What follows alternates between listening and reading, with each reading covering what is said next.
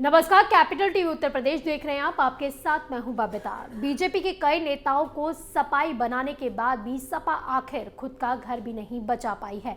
BJP ने सबसे बड़ा हाथ मारते हुए सपा के घर में ही सेंधमारी कर दी है और सपा के अध्यक्ष के घर की एक सदस्य को भाजपाई बना दिया है। कौन है वो सदस्य, जानने के लिए देखिए हमारी रिपोर्ट। 2022 के महारण का बिगुल बजते ही बीजेपी को एक के बाद एक कई झटके लगे। यूपी की योगी सरकार के 3 कैबिनेट मंत्रियों के साथ बीजेपी के कई विधायक कमल छोड़ साइकिल पर सवार हो गए। लेकिन 2022 के इस मैच में शतक लगातार सरकार बनाने की चाहत में बीजेपी के मंत्रियों और विधायकों को अपने साथ शामिल करवा रही सपा शायद अपने घर में मची अंतर्कलह ही नहीं देख पाई और जिस कमल को कमजोर करने की चाहत सपा अपने दिल में पाल रही थी, उसी कमल ने सपा के घर में सेंधमारी कर साइकिल की हवा निकाल दी और सपा के मुखिया के परिवार के एक सदस्य को अपने साथ मिलाकर उसे सपाई से भाजपाई बना दिया। दरअसल बीजेपी ने सपा के घर में सेंधमारी करते हुए मुलायम सिंह यादव की छोटी बहू अपर्णा सिंह यादव को बीजेपी में शामिल करा दिया है, जिसके बाद डिप्टी सीएम केशव प्रसाद मौर्य की मौजूदगी में उन्होंने बीजेपी ज्वाइन कर ली।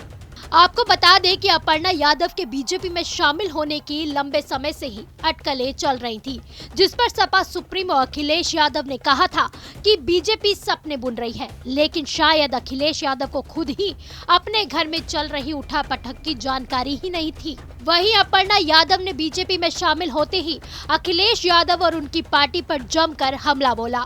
उन्होंने अखिलेश पर वार करते हुए कहा कि सपा के शासन में गुंडागर्दी को इतना तवज्जो दिया जाता है कि बहन बेटियां सुरक्षित ही नहीं थी, शाम होते ही घरों के दरवाजे बंद हो जाते थे।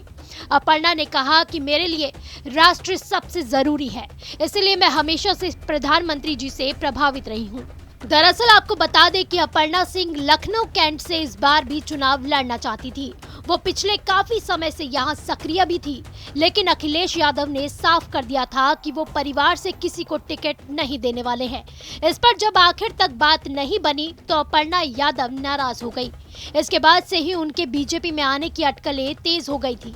आखिरकार अपर्णा यादव ने अपने परिवार की पार्टी छोड़कर बीजेपी में शामिल होना बेहतर समझा। ऐसे में हमारा अखिलेश यादव जी से एक ही सवाल है कि भैया जी, जब आपके घर में ही लोग आप पर सवाल उठा रहे हैं, आपके सरकारों को गुंडों का बढ़ावा देने वाली सरकार बता रहे हैं, तो आप फिर किस मुंह से योगी सरकार को बुरा भला कह रहे हैं? आपके अपने भाई की पत्नी जब कह रही है कि सपा सरकार में बहन बेटियां सुरक्षित नहीं थी, फिर आप योगी सरकार पर सवाल कैसे उठा सकते हैं?